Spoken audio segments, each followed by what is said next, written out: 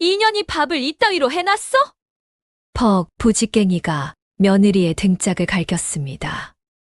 경상도 창녕 영산 고을 시집 온 지 열흘 된 새 며느리가 아침마다 매를 맞고 있었죠. 이웃집 안악들이 혀를 찼습니다. 저 집 며느리 도망가는 거 아니야? 몰락한 선비 딸이라더니 고생운이 활짝 핀 거지 뭐. 그땐 아무도 몰랐습니다. 석 달 후 온 고을이 그 며느리 앞에 고개를 숙일 줄은요. 이야기 시작 전 구독과 좋아요 눌러주신 뒤 어디서 듣고 계신지 댓글로 알려주시면 그곳에 행운이 가득하길 바라겠습니다. 경상도 창녕 영산 고을의 밤은 깊었습니다. 거친 바람 소리만이 휘잉 불어와 초가집 문풍지를 때렸습니다. 가시집 온 며느리. 윤서련은 어둠 속에서 숨조차 크게 쉬지 못한 채 떨리는 손으로 보찜을 싸고 있었지요. 보찜이라 해봐야 무명 치마 한 벌과 노수저 한 벌이 전부였습니다. 서련은 입술을 꽉 깨물었습니다. 드르렁 크어엉 방 건너편에서 시어머니 모 씨의 코 고는 소리가 천둥처럼 들려왔습니다. 그 소리는 마치 짐승의 포효 같았어. 서련의 가슴을 쿵 내려앉게 만들었지요. 반년 전 과거 시험을 보겠다며 한양으로 떠난 남편은 소식 한 장 없었습니다. 남겨진 것은 병들어 누운 시어머니와 7살 배기 어린 시누이뿐이었지요. 매일같이 이어지는 시어머니의 독설과 매질은 서련의 뼈와 살을 깎아먹는 듯 했습니다. 이제 끝이다. 이 지옥 같은 시집살이도 오늘로 끝이야. 서련은 눈물을 훔치며 방문을 열었습니다. 끼익 녹슨 경첩이 비명을 질렀지만 다행히 시어머니의 코 고는 소리는 멈추지 않았습니다. 그녀는 집신을 고쳐 신고 마당으로 나섰습니다. 서련은 뒤도 돌아보지 않고 살인문 빗장을 잡았습니다. 스르르 나무 빗장이 밀리며 바깥바람이 훅 하고 끼쳐왔습니다. 자유의 바람이었습니다. 바로 그때였습니다. 옳게 지금 나가면 산짐승 밥밖에 더 되겠어. 어둠 속에서 들려온 목소리는 서늘하고 또렷했습니다. 서련이 소스라치게 놀라 뒤를 돌아보았습니다. 마당 한 구석 장독대 옆에 7살 시누이 단비가 서 있었지요. 아이의 눈동자가 달빛을 받아 짐승의 눈처럼 번뜩였습니다. 아가씨 안 주무시고. 서련의 목소리가 염소 울음소리처럼 떨렸습니다. 단비는 표정 없이 천천히 다가왔습니다. 저벅저벅 아이의 발소리가 서련의 귓가를 때렸습니다. 단비가 서련의 코앞까지 다가와 멈춰 섰습니다. 어머니 등살에 못 이겨 도망가는 거야 아니면 오라버니 기다리다 지쳐서 가는 거야. 단비의 말은 전곡을 찔렀습니다. 서련은 말문이 막혔지요.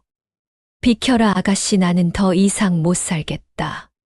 서련이 울먹이며 소리쳤습니다.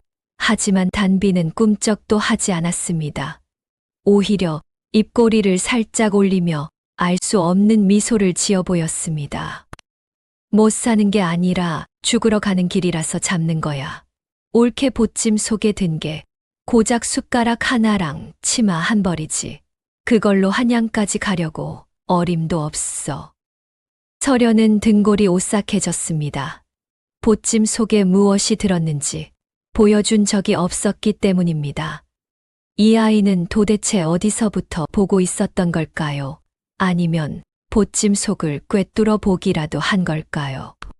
그리고 올케가 지금 나가면 우리 오라버니는 영영 못 돌아와. 단비의 그 말에 서련의 손이 허공에서 멈췄습니다. 바람이 다시 한번 휘잉 불어와 두 사람의 옷자락을 흔들었습니다. 단비는 대답 대신 서련의 손목을 탁 낚아채 장독대 뒤로 끌고 갔습니다. 7살 아이라곤 믿기지 않는 억센 힘이었지요. 휘잉 찬바람이 불어와 장독 뚜껑을 때리는 소리가 스산하게 울렸습니다. 단비가 품속에서 칠이 다 벗겨진 낡은 자개함 하나를 꺼내 들었습니다. 이게 뭐냐? 서련이 묻자 단비는 뚜껑을 달각 열어 보였습니다. 그 안에는 금은 보화도 아니고 비단 헝겊도 아닌 그저 새카만 콩새 알이 대구르르 굴러다니고 있었지요. 단비가 까만 눈동자를 번득이며 속삭였습니다. 딱 석 달이야. 그동안 벙어리 흉내를 내면 내 옳게 갈 길에 노잣돈 두둑이 챙겨줄게. 뭐라 벙어리 흉내. 서련은 기가 찼습니다. 시집살이가 매워 도망치려는데 시누이가 붙잡고 하는 말이 고작 벙어리 흉내라니요. 하지만 빈손으로 나가면 객사할 것이 뻔하고 남편이 영영 못 돌아온다는 말이 비수처럼 가슴에 박혔습니다.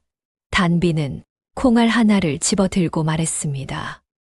화가 치밀어 죽을 것 같을 때마다 이 콩을 하나씩 씹어 먹어 콩새 알이 다 없어지면 그때 문을 열어줄게.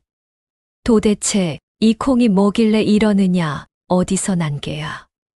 어머니 장롱 깊숙이 숨겨둔 함이야. 어머니는 밤마다 다른 보따리를 끌어안고 울지만 이 함에도 비밀이 있어. 내가 찾아냈어. 그 말에 서련의 등골이 오싹해졌습니다.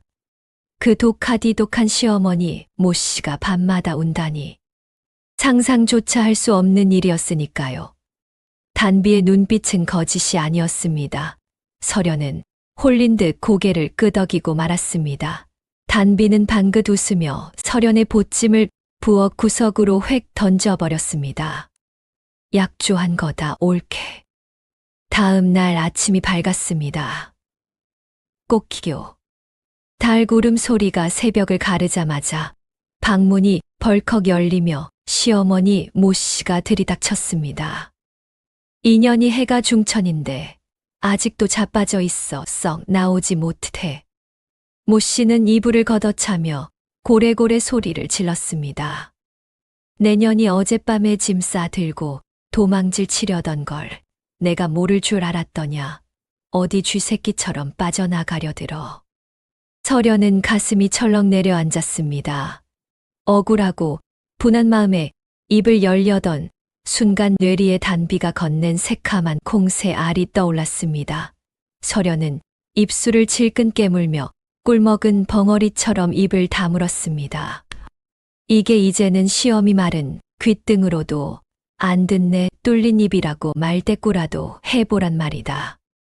모 씨는 대꾸 없는 며느리의 태도에 화가 머리 끝까지 치솟았습니다. 손에 들고 있던 물바가지를 서련의 발치에 패대기 쳤습니다. 쨍그랑. 바가지 깨지는 소리가 요란했지만 서련은 입술에서 피가 배어 나올 만큼 꽉 깨물고 고개를 숙일 뿐이었습니다. 문지방 너머에서 단비가 뒷짐을 진 채 묘한 미소를 지으며 이 광경을 지켜보고 있었지요. 마치 잘하고 있다는 듯 눈을 찡긋하면서 말입니다. 서련은 속에서 천불이 났지만 주머니 속에 콩알을 만지작거릴 뿐이었습니다. 똑한 년 벙어리 흉내라도 내겠다는 거냐. 그래, 어디 한번 끝까지 입 다물고 있어 봐라. 내 오늘 내년의 입을 기어이 열게 만들 테니. 모 씨는 씩씩거리며 부엌으로 달려가 몽둥이를 찾아 들고 나왔습니다. 착탁 몽둥이로 마루를 내리치는 소리가 살벌하기 그지없었습니다. 과연 서련은 이 메타작 앞에서도 입을 다물 수 있을까요? 단비가 준 콩알 하나를 입에 넣어야 할 때가 벌써 온 것 같았습니다. 모 씨가 치켜든 몽둥이가 허공을 갈랐지만 서련은 눈 하나 깜짝하지 않았습니다. 오히려 보란 듯이 획 돌아앉아 방구석에 개어둔 이불을 다시 펴기 시작했지요. 인연이 시어미가 눈앞에 있는데 이불 장난질이냐. 내 말이 개 짖는 소리로 들려. 모 씨가 고래고래 소리를 지르며 서련의 등짝을 손바닥으로 후려쳤습니다. 짝. 매서운 소리가 등 뒤에 남았지만 서련은 신음 소리 한 번 내지 않았습니다. 그저 묵묵히 일어나 문가에 세워둔 빗자루를 집어들었습니다. 그러고는 방문을 활짝 열고 마당으로 나가 쓱쓱 비지를 시작하는 것이 아니겠습니까? 아이고, 내 팔자야, 벙어리가 들어왔구나. 집구석을 아주 쑥대밭으로 만드는구나. 모 씨가 마루로 뛰쳐나와 가슴을 탕탕 쳤습니다. 며느리가 말대꾸라도 해야 그걸 꼬투리 잡아 머리채라도 휘어잡을 텐데. 저리 꿀먹은 벙어리 마냥 입을 닫고 있으니 속이 터지는 건 오히려 시어머니 쪽이었습니다. 설연이 마당에 흙먼지를 푸석푸석 일으킬 때마다 모 씨의 약이 바짝 올랐지요. 그때였습니다. 멀쩡하던 하늘이 갑자기 우르릉 소리를 내며 어두워지기 시작했습니다. 삽시간에 먹구름이 몰려오더니 마른 바람이 휘잉하고 마당을 휩쓸고 지나갔습니다. 처마 밑 풍경이 요란하게 울려댔지요. 아이고 장독 뚜껑 열어놨는데 모 씨의 얼굴이 사색이 되었습니다. 1년 농사나 다름없는 된장 고추장 항아리 뚜껑을 햇볕 쬐다고 다 열어두고 나온 게 생각난 것입니다. 비 한 방울이라도 들어가면 장맛이 변해버리니 큰일이었습니다. 야, 이년아 빗자루질 할 때가 아니다. 얼른 가서 장독 뚜껑 닫아라. 비 온다. 다급해진 모 씨가 소리쳤지만 설연은 멍하니 하늘만 올려다볼 뿐이었습니다. 후두둑 빗방울이 하나둘 떨어지기 시작하는데도 설연은 마치 남의 집 불구경하듯 장독대 쪽은 쳐다도 보지 않았습니다. 에이구, 저 화상 저 곰팡이 같은 년을 믿느니 내가 뛰지. 모 씨가 치마를 걷어 올리고 토방을 뛰어 내려갔습니다. 마음이 급해 대또를 헛디디는 바람에 쿠당탕하고 엉덩방아를 찧을 뻔했지요. 허리가 삐끗했지만 아픈 줄도 모르고 장독대로 달려가려던 찰나였습니다. 안채 마루에서 단비의 목소리가 쟁반에 옥굿을 굴러가듯 들려왔습니다. 어머니 뛰지 마세요. 올케가 아까 다 닫았어요. 제가 봤어요. 모 씨가 멈칫하며 장독대를 쳐다보았습니다. 과연 단비 말대로 장독 뚜껑들은 반질반질하게 윤을 내며 굳게 닫혀 있었습니다.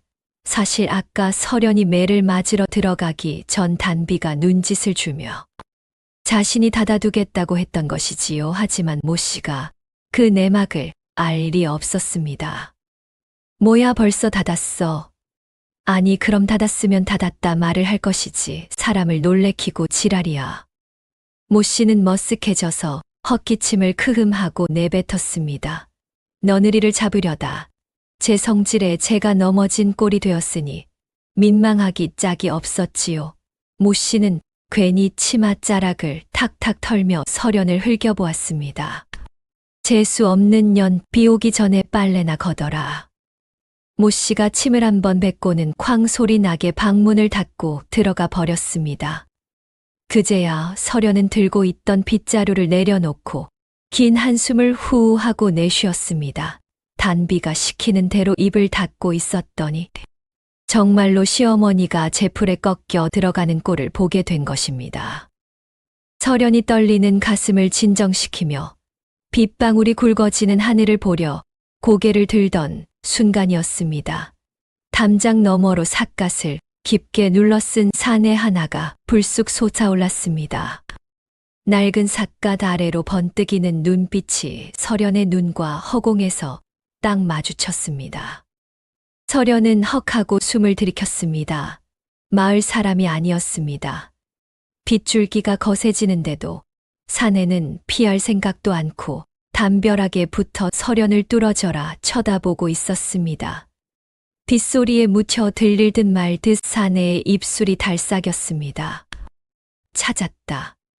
설연의 심장이 쿵 하고 내려앉는 소리가 빗소리보다 더 크게 귀를 울렸습니다. 사내의 누런 이빨이 번개 불빛에 번쩍하고 드러났습니다. 그는 담장 위에서 낄낄거리며 비에 젖은 삿갓을 고쳤었습니다. 어라 이년 봐라 대꾸가 없네. 진짜 벙어리가 된 개로구나. 사내가 혀를 쯧쯧 차며 담장 아래로 훌쩍 뛰어내렸습니다. 마당 흙바닥에 철퍽하고 진흙이 튀었습니다. 설연은 빗자루를 쥔 손에 힘을 주며 뒷걸음질 쳤습니다.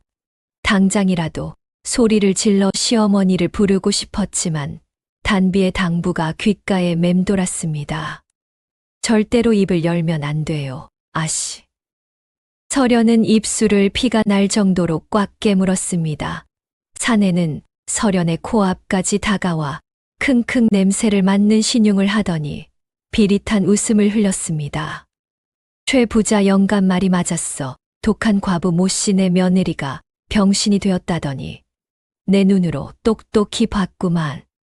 그자는 마을에서 소문꾼이라 불리는 칠성이었습니다.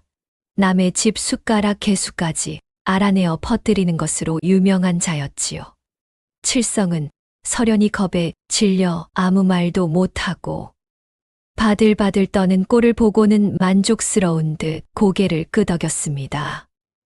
이제 이 집구석 기둥뿌리 뽑는 건 시간 문제네 그려. 칠성은 퇴하고 침을 뱉고는 대문을 박차고 나갔습니다. 끼익 녹슨 대문 소리가 비명처럼 울렸습니다. 설연은 그제야 다리가 풀려 빗물 젖은 마당에 주저앉고 말았습니다. 그 시각 칠성은 마을 어귀 주막으로 헐레벌떡 뛰어 들어갔습니다. 주막 안은 비를 피하러 온 장정들로 북적북적했습니다. 칠성은 젖은 삿갓을 벗어 던지며 탁자를 쾅하고 내리쳤습니다.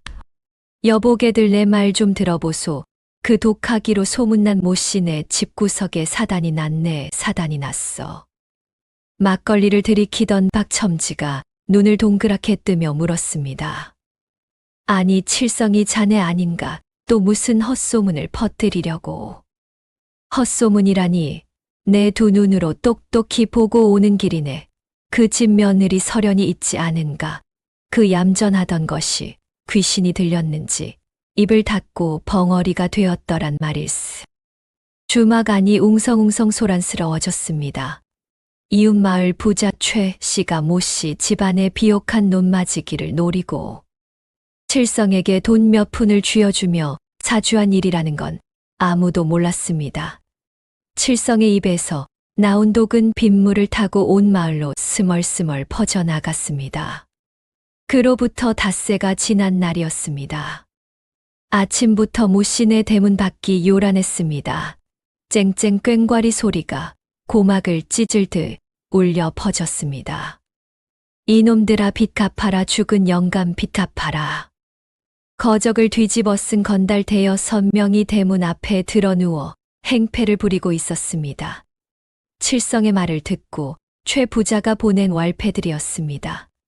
방 안에서 바느질하던 설연은 깜짝 놀라 바늘에 손가락을 찔리고 말았습니다.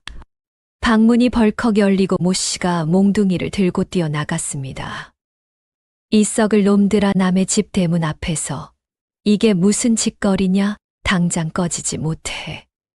모씨가 악을 쓰며 몽둥이를 휘둘렀지만 건달들은 히히덕거리며 피할 뿐이었습니다. 개중 우두머리로 보이는 자가 침을 찍 뱉으며 나섰습니다. 어허 할망구 성질하고는 대개 죽은 영감이 우리한테 빌려 쓴 돈이 쌀 10섬이요. 이자까지 쳐서 20섬 내놓지 않으면 이 집 문짝이라도 뜯어가겠소. 뭐야 이날강도 같은 놈들이 우리 영감이 빚을 저 천벌을 받을 소리 하지 마라. 모씨는 억울함에 펄펄 뛰었지만 건달들은 아랑곳하지 않고 마당에 놓인 장독을 와장창 깨뜨려 버렸습니다. 아이고 내 장독 아이고 억울해라. 동네 사람들 저놈들 좀 보수. 모씨가 땅을 치며 통곡했습니다. 설연은 방문 틈으로 그 광경을 지켜보다가 억장이 무너지는 것 같았습니다. 시아버지는 평생 빚 한 번 지지 않고 정직하게 사신 분이었습니다. 저놈들이 생떼를 쓰고 있는 것이 분명했습니다. 설연은 주먹을 부들부들 떨며 자리에서 일어났습니다. 당장 나가서 저놈들의 멱살을 잡고 거짓말하지 말라고 소리치고 싶었습니다. 아버님을 욕보이다니 내 저놈들을 그냥. 설연이 방문을 탁 열고 나가려는 순간이었습니다. 어느새 다가온 단비가 설연의 치맛자락을 꾹 잡아당겼습니다. 단비의 눈동자는 깊은 우물처럼 고요했습니다. 단비는 아무 말 없이 설연의 손바닥에 무언가를 쥐어주었습니다. 차갑고 딱딱한 생콩 한 알이었습니다. 단비가 작은 목소리로 속삭였습니다. 씹으세요. 아씨 소리가 밖으로 새어나가지 않게. 설연은 떨리는 손으로 콩을 입에 넣었습니다. 입안에서 비릿한 콩 냄새가 퍼졌습니다. 나당에서는 시어머니의 비명과 건달들의 욕설이 왁자지껄 뒤섞이고 있었습니다. 설연은 눈을 질끈 감고 어금니에 힘을 주었습니다. 우드. 딱딱한 생콩이 부서지는 소리가 귓가에 천둥처럼 울렸습니다. 콩 조각이 잇몸을 찔러 비릿한 피 맛이 났지만 설연은 멈추지 않았습니다. 속에서 울컥 치밀어 오르는 말들을 콩과 함께 억지로 목구멍 뒤로 넘겼습니다. 참아야 한다. 지금 나가서 말 한마디라도 섞으면 저놈들의 함정에 빠지는 것이다. 설연은 오드득 오드득 콩을 씹으며 문고리를 잡은 손에 핏기가 가시도록 힘을 주었습니다. 건달들의 횡포는 해가 중천에 뜰 때까지 계속되었습니다. 하지만 방 안에 설연은 죽은 듯이 콩만 씹으며 침묵을 지켰습니다. 이것이 훗날 모씨 집안을 살릴 유일한 길임을 그때는 아무도 알지 못했습니다. 와장창. 마당 한가운데서 장독 깨지는 소리가 고막을 찢을 울려 퍼졌습니다. 이놈들아 거기는 안 된다. 제발 그 장독만은. 모씨의 비명 소리가 들려오자 방 안에 웅크리고 있던 설연의 눈이 번쩍 뜨였습니다. 더 이상은 참을 수가 없었지요. 입안에 가득한 콩 조각들이 까끌까끌하게 혀를 찔러댔지만 설연은 방문을 박차고 마루로 뛰쳐나갔습니다. 마당은 그야말로 아수라장이었습니다. 동네 건달 셋이 들어와 살림살이를 마구잡이로 집어 던지고 있었는데 애지중지하던 콩나물 시루가 대구르르 굴러 박살이 나 있었고 널어놓은 빨래는 흙발에 지시겨져 엉망이었습니다. 비켜라 이 할망구야, 돈이 없으면 집이라도 내놓으란 말이다. 우두머리로 보이는 곰보 자국 사내가 모씨를 거칠게 밀쳤습니다. 쿵. 모씨가 흙바닥에 엉덩방아를 찧으며 나뒹굴었습니다. 그녀는 바닥에 주저앉아 땅을 치며 통곡했습니다. 아이고 아이고 내 팔자야, 남편 잡아먹고 이제는 시어미까지 잡아먹을 셈이냐. 하지만 건달들은 아랑곳하지 않고 부엌으로 향했습니다. 쌀독이라도 뒤질 심산인 게 분명했지요. 그때 모씨가 엉금엉금 기어가 아궁이 옆에 있던 부직갱이를 집어들었습니다. 이 도둑놈들아, 내 집에 한 발짝만 더 들어오면 내가 이 부직갱이로 다리 몽둥이를 분질러 놓을 테다. 모씨가 휙휙 부직갱이를 허공에 휘둘렀지만 늙은 여인의 힘으로는 건달들을 막기에 역부족이었습니다. 곰보 사내가 피식 비웃음을 흘리더니 모씨의 손목을 낚아채고 발로 어깨를 걷어찼습니다. 퍽. 모씨는 꽥 소리 한 번 못 지르고 뒤로 넘어갔습니다. 머리채가 풀어지고 옷고름이 뜯겨나간 시어머니의 모습은 처참하기 그지없었습니다. 마루에 서 있던 설연의 눈에서 시퍼런 불꽃이 튀었습니다. 당장이라도 달려가 저 놈들의 멱살을 잡고 고래고래 소리를 지르고 싶었으나 입안에서 와작 씹히는 날콩의 비릿한 맛이 그녀의 이성을 붙잡았습니다. 참아야 한다, 단비가 시켰다. 지금 내가 말을 하면 모든 게 수포로 돌아간다. 설연은 피가 배어 나오는 입술을 꽉 깨물고 부엌으로 방향을 틀었습니다. 탁, 탁, 탁. 설연의 발소리가 유난히 무겁고 빨랐습니다. 부엌으로 들어간 설연은 아궁이 위에서 펄펄 끓고 있는 가마솥 뚜껑을 맨손으로 열어젖혔습니다. 확! 뜨거운 김이 얼굴을 덮쳤지만 그녀는 눈 하나 깜짝하지 않았습니다. 솥 안에는 빨래를 삶으려고 끓여둔 물이 보글보글 요동치고 있었지요. 서련은 옆에 있던 커다란 표주박을 집어들고 주저없이 끓는 물을 가득 퍼 담았습니다. 철렁.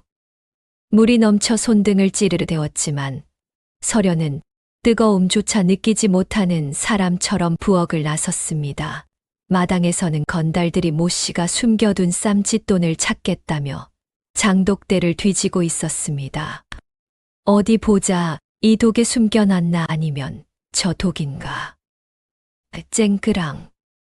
또다시 항아리 깨지는 소리가 났을 때 등 뒤에서 느껴지는 서늘한 기운에 곰보 사내가 고개를 돌렸습니다. 그리고는 헉하고 숨을 들이켰습니다. 부엌 문 앞에 서련이 서 있었습니다. 헝클어진 머리카락 사이로 보이는 그녀의 눈빛은 마치 지옥에서 기어 올라온 악귀처럼 이글이글 타오르고 있었지요. 무엇보다 공포스러운 것은 그녀의 손에 들린 물바가지에서 모락모락 피어오르는 하얀 김이었습니다. 뭐야, 저녀는. 건달 하나가 뒷걸음질을 쳤습니다. 서련은 아무 말도 하지 않고 그저 입안에 가득한 콩을 오드득 씹으며 한 발자국씩 그들에게 다가갔습니다. 저벅저벅. 침묵은 고함보다 무서웠습니다. 말 한마디 없이 끓는 물을 들고 다가오는 벙어리 며느리의 기괴한 모습에 건달들은 등골이 오싹해짐을 느꼈습니다. 이야, 저년 눈깔 좀 봐라. 진짜 붓겠다. 저거 진짜 부어버리겠는데. 미친년이다 벙어리라더니 진짜 미친 게 분명해. 서련이 물바가지를 높이 치켜들자 곰보 사내가 기겁을 하며 소리쳤습니다. 튀어 저년한테 잘못 걸리면 껍데기 벗겨진다. 후다닥. 건달들은 뒤도 돌아보지 않고 대문 밖으로 주랭랑을 쳤습니다. 그들이 도망치며 남긴 흙먼지만이 마당에 폴폴 날렸습니다. 건달들이 사라지자 그제야 긴장이 풀린 서련의 다리가 후들후들 떨려왔습니다. 그녀는 바가지를 내려놓고 쓰러진 시어머니를 부둥켜 안았습니다. 아이고, 내 새끼 벙어리라 말도 못하고 저 험한 꼴을 당했구나. 모 씨는 서련의 품에 안겨 서럽게 울었습니다. 서련은 말없이 시어머니의 흙 묻은 저고리를 툭툭 털어주었습니다. 입안에서는 여전히 깨진 콩 조각들이 맴돌고 있었고 비릿한 피 맛이 혀끝에 맴돌았습니다. 반드시 갚아주리라. 이 수모를 1000배 만배로 갚아주리라. 서련은 시어머니를 부축해 방으로 모셨습니다. 모 씨는 놀란 가슴을 진정하지 못한 채 끙끙 앓으며 자리에 누웠습니다. 어느덧 해가 지고 어둠이 내려앉았습니다. 나당에 널브러진 깨진 독 조각들이 달빛을 받아 번들번들 빛나고 있었지요. 서련은 부엌에서 데운 숭늉을 들고 시어머니 방으로 향했습니다. 놀란 속이라도 달래드려야 할 것 같아서였습니다. 그런데 모 씨의 방문 앞에 다다랐을 때였습니다. 방 안에서 기이한 소리가 들려왔습니다. 사각사각. 마치 무언가를 갈아내는 듯한 소리였습니다. 잠꼬대라고 하기에는 너무나 규칙적이고 선명한 소리였기에 서련은 문고리를 잡으려던 손을 멈칫했습니다. 어머님이 아직 안 주무시나.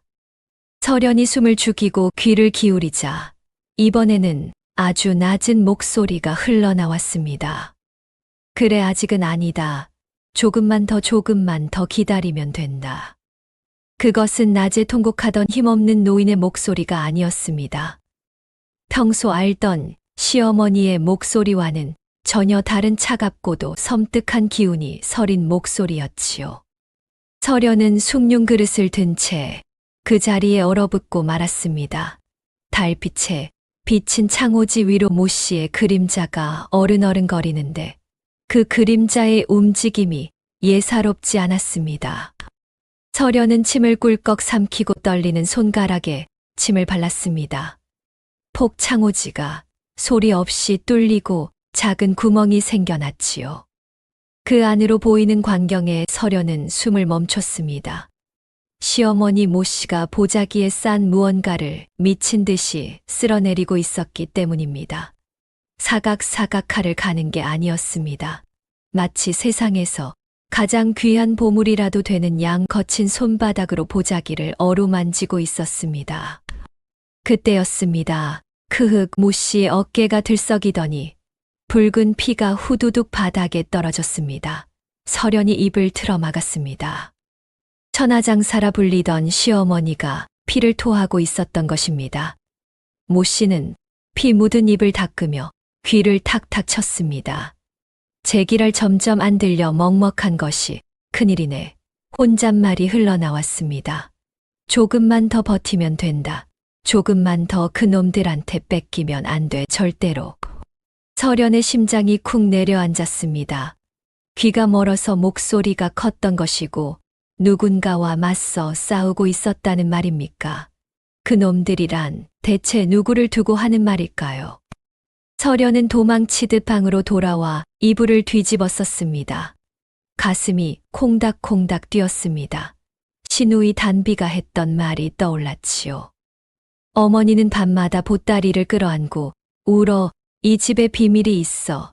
시어머니가 밤마다 피를 토하며 무언가를 끌어안고 운다는 것은 서련도 몰랐던 사실이었습니다. 도대체 이 집에 무슨 사연이 있길래 이 지경이란 말입니까? 다음 날 아침이 밝았습니다. 꽃기호 달구름 소리와 함께 마당에서 익숙한 고함이 터져 나왔습니다. 이 게으른 년 해가 중천인데 아직도 처박혀 있어 밥 안 하고 뭐해. 평소라면 야속했을 그 목소리가 오늘은 처연하게 들렸습니다. 서련이 나가보니 모 씨는 퀭한 눈으로 마당을 쓸고 있었습니다. 입술이 파르르 떨리고 있었지요. 그때였습니다. 우당탕 썩은 대문이 박살나며 갓을 삐딱하게 쓴 사내가 들어닥쳤습니다. 홍주 제1가는 부자 최부자였습니다. 뒤로는 몽둥이를 든 하인 넷이 버티고 있었지요. 계십니까? 모씨 할멈, 최 부자가 비릿한 웃음을 흘리며 부채를 착 펼쳤습니다. 약조한 날짜가 지났는데 기별이 없어 내 친히 행차했소. 그의 음흉한 눈빛이 부엌 앞에 서 있는 서련을 쓱 훑었습니다. 저 벙어리 며느리가 그 소문에 미색이구만. 쯧쯧 아깝다 아까워. 저런 물건을 이런 초가삼간에 박아두다니. 모 씨가 빗자루를 치켜들며 앞을 가로막았습니다. 주둥이 닥쳐. 내 며느리 쳐다보지 마. 볼 일 있으면 나랑 해. 최 부자가 손을 내밀었습니다. 오냐 좋다. 10년 전 내 남편이 죽어가면서 빌려간 돈 내놓으시지. 원금에 이자까지 합치면 이 집을 팔아도 모자라. 그러니 이 집이고 논이고 남은 재산 죄다 내놓으란 말이다. 서련의 가슴이 철렁 내려앉았습니다. 뒤질 빌미로 이 집을 통째로 삼키려는 속셈이었습니다. 못 줘. 배를 갈라도 못 줘. 그게 우리한테 어떤 건데. 모 씨가 악을 쓰며 대들자 최 부자가 손짓했습니다. 얘들아 뒤져라. 장독대고 구들장이고 싹 다 뒤엎어서라도 찾아내. 하인들이 우르르 달려들었습니다. 와장창 장독이 깨지고 살림살이가 박살났습니다. 하인 하나가 안방으로 들어가려 하자 모 씨가 비명을 지르며 바짓가랑이를 잡았습니다. 안 돼. 이 도둑놈들아 거긴 안 돼. 하인이 발길질을 했습니다. 펑. 모 씨가 흙바닥에 나뒹굴었습니다. 어머니. 서련은 소리도 못 지르고 달려가 시어머니를 부축했습니다. 모 씨의 입가에서 붉은 피가 주르륵 흘러내렸습니다. 최 부자가 쭈그리고 앉아 모 씨의 손을 짓밟으며 속삭였습니다. 할멈 좋게 말할 때 내놓으시지. 아니면 저 벙어리 며느리를 대신 데려가서 기생집에 팔아버릴까. 요즘 반반한 벙어리가 아주 귀하다던데 말이야. 모 씨의 눈이 뒤집혔습니다. 이 짐승만도 못한 놈, 내 며느리 건드리면 귀신이 되어서라도 내 놈 씨를 말릴 것이다. 그때 안방을 뒤지던 하인이 소리쳤습니다. 날이 찾았습니다. 장롱 깊숙한 곳에 숨겨두었더군요. 하인의 손에 들린 것은 보자기에 쌓인 낡은 나무 상자였습니다. 안 돼. 그거. 이리 내 그거 없으면 다 죽어. 모 씨가 절규했지만 소용없었습니다. 최 부자가 상자를 받아들고 흡족한 미소를 지었습니다. 진작 이럴 것이지. 어디 그 대단한 물건 좀 볼까. 최 부자의 손이 뚜껑에 닿았습니다. 뻑하고 뚜껑이 열리는 소리가 마당에 울렸습니다. 뚜껑이 젖혀지자 묵은 먼지가 확 피어올랐습니다. 최 부자의 탐욕스러운 눈동자가 상자 안을 샅샅이 훑었으나 곧 실망감으로 일그러졌습니다. 그토록 꽁꽁 숨겨둔 상자 안에는 금괴도 땅 문서도 없었습니다. 누렇게 바른 베넷저고리 한 벌과 반으로 쪼개진 옷가락지 하나가 덩그러니 놓여 있을 뿐이었습니다. 고작 이거냐? 최 부자의 입에서 허탈한 헛웃음이 터져 나왔습니다. 에이, 퇴 재수 없게시리. 탁 대구르르. 최 부자가 나무 상자를 마당 구석으로 거칠게 집어 던졌습니다. 깨진 옷가락지가 힘없이 클바닥을 굴렀습니다. 이따위 쓰레기를 보물단지처럼 모시고 살았느냐? 앙, 내 참 기가 막혔어. 모 씨가 짐승 같은 비명을 지르며 클바닥을 기어갔습니다. 떨리는 손으로 베넷저고리를 주워 품에 안았습니다. 마치 살아있는 갓난아기를 다루듯 조심스럽고 애절한 손길이었습니다. 안 된다. 이건 안 돼. 우리 아가 불쌍한 내 새끼. 시끄럽다 여봐라. 썩은 내가 진동을 하니 저 늙은이를 마루 끝으로 끌어내라. 하인들이 달려들어 모 씨를 강제로 일으켜 세웠습니다. 서련이 시어머니를 붙잡으려 했지만 건장한 사내들의 힘을 당해낼 수는 없었습니다. 최 부자는 흙이 묻은 손을 비단 옷자락에 쓱쓱 문지르더니 헛기침을 하며 대청마루에 걸터 앉았습니다. 그의 눈빛이 뱀처럼 교활하게 빛났습니다. 자, 보물은 없다는 게 밝혀졌고 그럼 셈을 해야지. 모 씨, 내 말 잘 들으시오. 최 부자가 품속에서 미리 준비해 온 종이 한 장을 꺼내 펼쳤습니다. 먹물이 채 마르지도 않은 듯한 문서였습니다. 자네가 빌려 쓴 돈이 이자에 이자가 붙어 이제는 그 다 쓰러져가는 초가집을 팔아도 못 갚을 지경이오. 내 그래도 이웃 간의 정을 생각해서 탕감해 줄 테니 여기 도장만 찍으시오.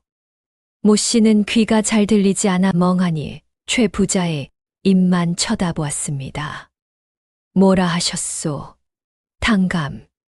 그래 탕감 빚을 없애준다고.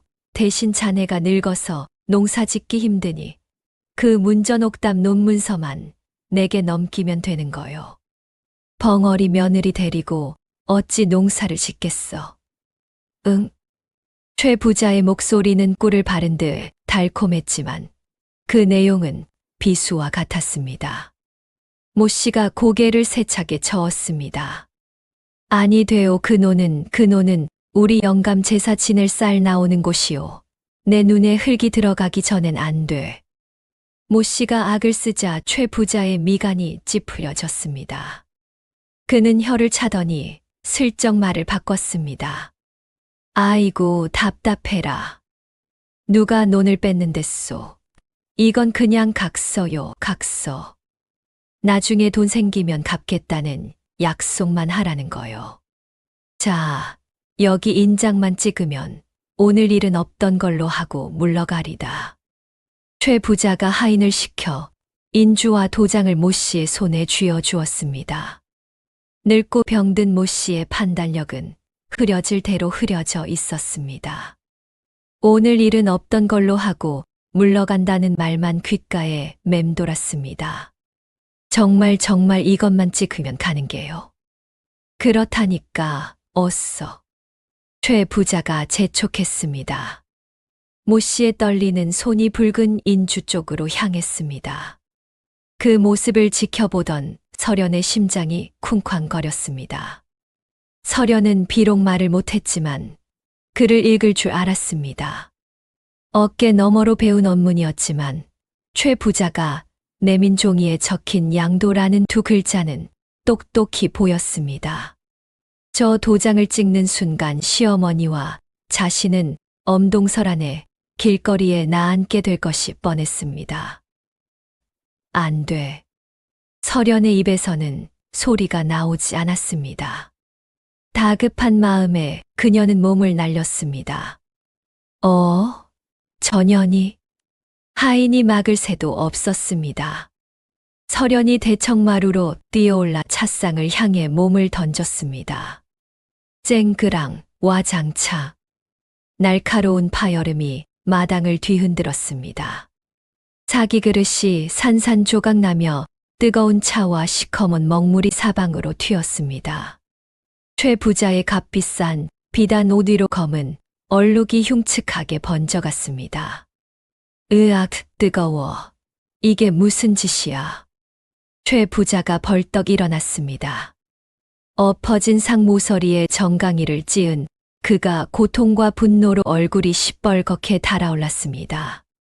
설연은 바닥에 엎드린 채 깨진 사기 조각에 손이 베어 피가 흐르는 것도 모른 채 시어머니 앞을 가로막아 섰습니다. 그녀의 눈빛은 새끼를 지키려는 어미 짐승처럼 형형했습니다. 이 천한 것이 감히. 최 부자의 이성이 끊어졌습니다. 그는 바닥에 떨어진 몽둥이를 집어들려다 분을 이기지 못하고 손을 번쩍 치켜들었습니다. 솥뚜껑만 한 손바닥이 설연의 뺨을 향해 날아들 준비를 마쳤습니다. 내년이 오늘 제삿날을 받아놨구나. 어디 맛 좀 봐라. 휙. 바람을 가르는 소리와 함께 최 부자의 손이 설연의 얼굴을 향해 내리꽂혔습니다. 설연은 질끈 눈을 감았습니다. 악. 단말마의 비명과 함께 최 부자가 제자리에서 펄쩍 뛰었습니다. 설연의 뺨을 후려치려던 손은 온데간데 없고 그는 정강이를 부여잡은 채 바닥을 굴렀습니다. 어른 주먹만 한 돌멩이가 그의 발치에서 뒹굴고 있었지요. 누구요? 어떤 놈이 감히? 최 부자가 핏대를 세우며 고래고래 소리를 질렀습니다. 그때 머리 위에서 앙칼진 목소리가 쏟아졌습니다. 우리 옳게 건드리면 가만 안 둬. 모두의 시선이 초가 지붕 위로 쏠렸습니다. 그곳에는 7살 단비가 위태롭게 앉아 있었습니다.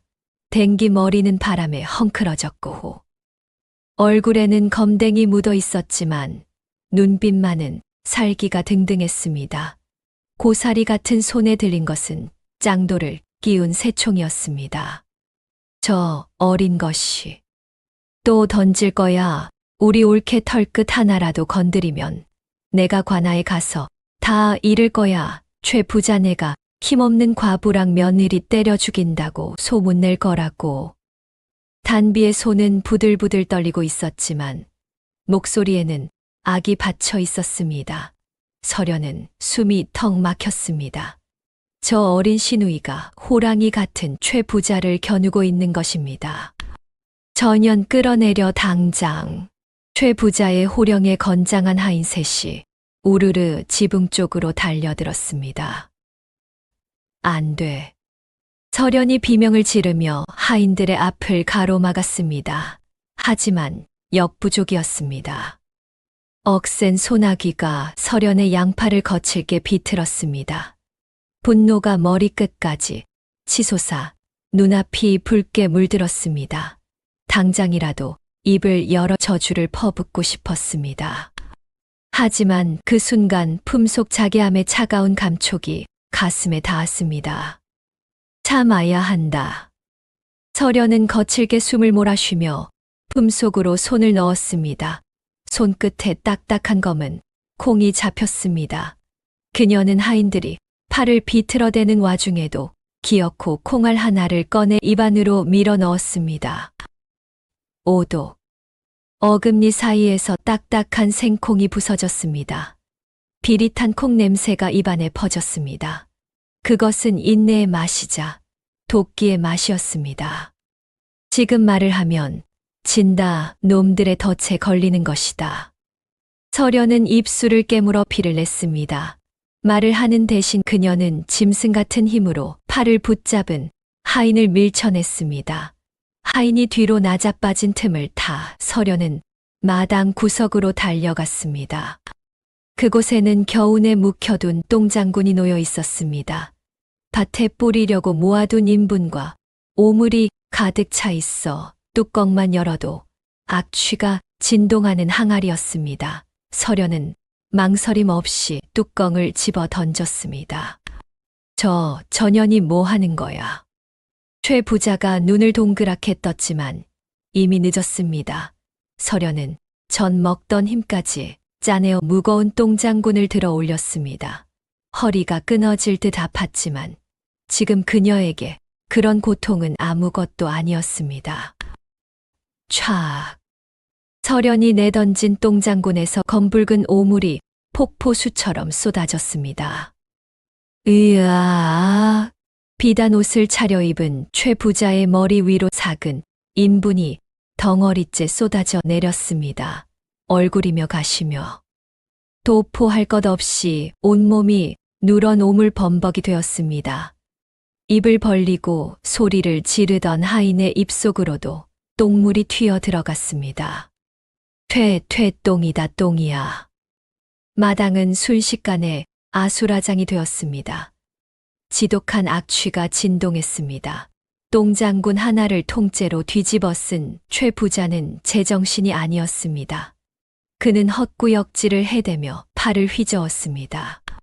서련은 빈 똥장군을 바닥에 내동댕이 치고는 옆에 있던 거름 바가지를 다시 집어들었습니다. 아무 말도 하지 않았지만 그녀의 눈빛은 더 먹여줄까라고 말하고 있었습니다. 미쳤어. 전현 진짜 미쳤어. 도망가. 체면이고 뭐고 따질 겨를이 없었습니다. 최 부자는 미끄러운 똥물을 밟고 몇 번이나 휘청거리며 대문 쪽으로 도망쳤습니다. 하인들도 주인을 부축하기는커녕 비명을 지르며 꽁무니가 빠지게 달아났습니다. 우당탕탕. 대문 밖으로 그들의 요란한 발자국 소리가 멀어질 때까지 서련은 바가지를 든 손을 내리지 않았습니다. 잠시 후 마당에는 정적만이 감돌았습니다. 하하. 서련은 그제야 바가지를 툭 떨어뜨리고 털썩 주저앉았습니다. 입안에 남아있던 콩가루가 씁쓸하게 목구멍으로 넘어갔습니다. 옳게. 지붕 위에 있던 단비가 쪼르르 내려와 서련의 허리춤을 꼭 끌어안았습니다. 무서웠어. 흐흑 옳게 잡아가면 어떡하나 해서. 서련은 떨고 있는 단비의 등을 쓰다듬었습니다. 그때 마루 끝에 멍하니 앉아있던 시어머니 모씨가 비틀거리는 걸음으로 마당에 내려왔습니다.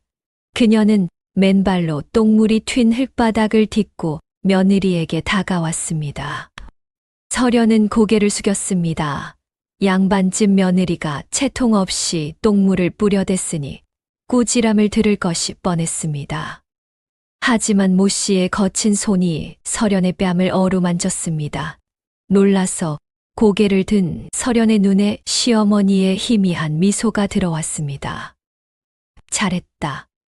모씨의 목소리는 갈라져 있었지만 그 어느 때보다 힘이 실려 있었습니다. 내 새끼 참말로 잘했다. 속이 다 시원하구나.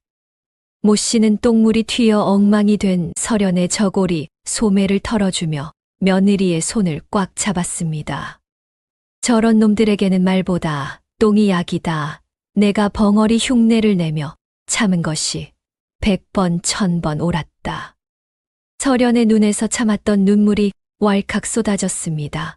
시집온 뒤로 처음 듣는 칭찬이었습니다. 내 새끼라는 투박한 한마디가 똥냄새에 진동하는 마당에서 설연의 가슴을 뜨겁게 적셨습니다. 세 여인은 서로를 부둥켜 안고 울다가 웃다가를 반복했습니다. 하지만 설연은 알고 있었습니다. 최 부자는 반드시 더 큰 힘을 가지고 복수하려 들 것입니다. 설연은 품속의 자괴함을 다시 한번 꾹 눌렀습니다. 아직 남은 콩은 한 알나는 더 독해져야 한다. 바람 끝이 칼날처럼 매서워졌습니다. 마당에 널어둔 똥장군 냄새가 채 가시기도 전에 계절은 서리를 몰고 왔지요. 처마 밑 고드름이 뚝 하고 떨어지는 소리가 흡사 누군가의 뼈가 부러지는 소리 같아 설연은 자다 깨다를 반복했습니다. 통쾌했던 복수극 이후 2달, 문갑 깊숙이 숨겨둔 자괴함에는 이제 검은 콩 딱 한 알만이 덩그러니 남았습니다. 99번의 인내가 지나가고 마지막 결정의 순간이 다가오고 있었지요. 방 안에서는 끊어질 듯 이어지는 기침 소리가 들려왔습니다. 모 씨의 병세는 날이 갈수록 깊어져 하루 종일 아랫목에 누워 천장만 바라볼 뿐이었습니다. 설연은 새벽이면 서리를 맞으며 산에 올라 약초를 캐고 땔감을 구했습니다. 보찜은 날이 갈수록 무거워졌지만 그녀는 벙어리 흉내를 내며 이를 악물었습니다. 그 시각 최 부자의 사랑방에서는 은밀하고도 끔찍한 모의가 오가고 있었습니다. 형방 나으리, 이 술 한 잔 받으시지요. 최 부자가 누런 이빨을 드러내며 술잔을 채웠습니다. 관아의 형방 박가는 기름진 얼굴을 번들거리며 술을 들이켰습니다. 그 좋소. 헌데 최 부자. 빈 문서는 이미 자네 손에 있는데 왜 이리 뜸을 들이시오? 최 부자가 목소리를 낮추며 비열하게 속삭였습니다. 빚으로 옥에 가두는 건 시시하지 않습니까? 그 며느리 년이 보통 내기가 아닙니다. 아주씨를 말려버려야 뒤탈이 없지요. 그 집 죽은 바깥 장반을 역적 모의에 가담했다고 엮어버리면 어찌 되겠습니까? 형방의 눈이 탐욕스럽게 빛났습니다. 허허, 역적이라 재산은 몰수하고 식솔들은 관비로 보내버릴 수 있겠구먼. 자네, 아주 무서운 사람일세. 쨍그랑. 두 사내의 술잔이 부딪히는 소리가 마치 설연내 가족의 운명이 깨지는 소리처럼 섬뜩하게 울려 퍼졌습니다. 그날 밤이었습니다. 컥, 헉. 안방에서 비명에 가까운 기침 소리가 터져 나왔습니다. 설연이 방문을 박차고 들어갔을 때 모 씨는 이불 위에 붉은 피를 한 바가지 쏟아놓은 채 쓰러져 있었습니다. 설연이 황급히 시어머니를 부축하자 모 씨의 저고리 품에서 무언가 툭 하고 바닥으로 떨어졌습니다. 손바닥만한 낡은 장부였습니다. 설연은 떨리는 손으로 그것을 집어들었습니다. 겉장에는 먹물이 번진 글씨로 가계부라 적혀 있었지만 펼쳐진 내용은 단순한 장부가 아니었습니다. 을해년 동짓달, 논 5마지기 최가 놈에게 넘어감. 내 반드시 되찾으리라. 정축년 2월, 며느리가 들어왔다. 너무 착해 빠져서 걱정이다. 내가 앞귀가 되어야 이 아이가 산다.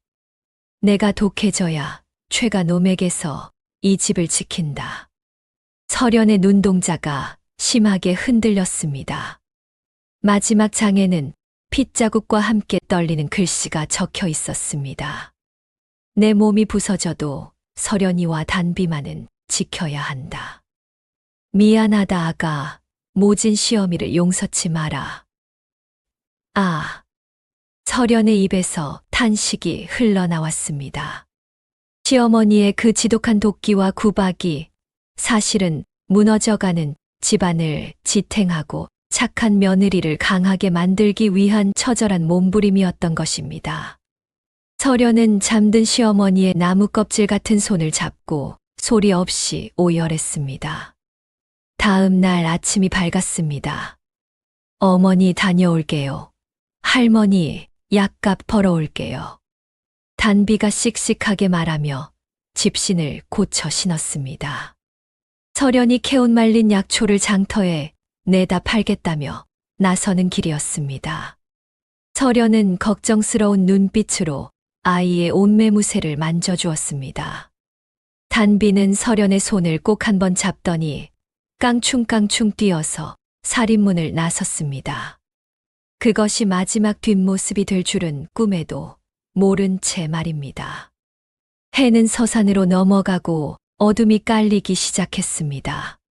장터에 갔던 이웃들은 하나둘씩 돌아오는데 단비의 모습은 보이지 않았습니다. 휘잉. 찬바람이 마당을 쓸고 지나갔습니다. 방 안에 누워있던 모 씨가 힘겹게 눈을 떴습니다. 아가 단비는 아직이냐?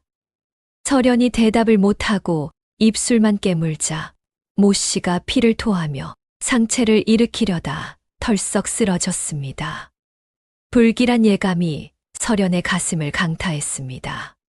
설연은 급히 시어머니에게 이불을 덮어 씌우고 미친 듯이 살인문을 박차고 나갔습니다. 단비야, 단비야. 어둠이 내려앉은 마을 길은 칠흑 같았습니다. 설연은 벙어리 행세도 잊은 채 속으로 비명을 지르며 달렸습니다. 집신이 벗겨지고 발바닥이 돌부리에 찢겨 피가 났지만 고통은 느껴지지 않았습니다. 장터로 가는 길목, 성황당 고개 너머 바닥에 무언가 반짝이는 것이 설연의 눈에 들어왔습니다. 설연이 숨을 헐떡이며 주저앉아 그것을 집어들었습니다. 단비가 아끼던 댕기였습니다. 그런데 그 댕기에 시커먼 흙발자국과 함께 선명한 핏자국이 묻어 있었습니다. 설연의 심장이 쿵 하고 내려앉았습니다. 저 멀리 최 부자네 집 사랑방에서 사내들의 비릿한 웃음소리가 바람을 타고 들려오는 듯 했습니다. 설연은 피 묻은 댕기를 손에 꽉 쥐었습니다. 손톱이 살을 파고들어 손바닥에서도 피가 배어 나왔습니다. 이제 남은 콩은 하나. 하지만 지금 설연에게 필요한 것은 인내의 콩이 아니었습니다. 그녀의 눈에서 두려움이 사라지고 짐승 같은 살기가 피어올랐습니다. 어둠 속에서 번뜩이는 설연의 눈빛은 더 이상 순박한 며느리의 것이 아니었습니다. 관아 대문이 쾅 하고 열렸습니다. 설연이 헐떡이며 마당으로 뛰어들었지요. 횃불 아래 어린 단비가 거적 위에 무릎 꿇려 있었고 형방 김씨가 곤장을 짚고 거만하게 서 있었습니다. 단비의 뺨은 시퍼렇게 부어 있었고 저고리는 흙투성이었습니다. 오냐, 제 발로 기어들어 오는구나. 형방이 비릿하게 웃으며 설연을 맞이했습니다.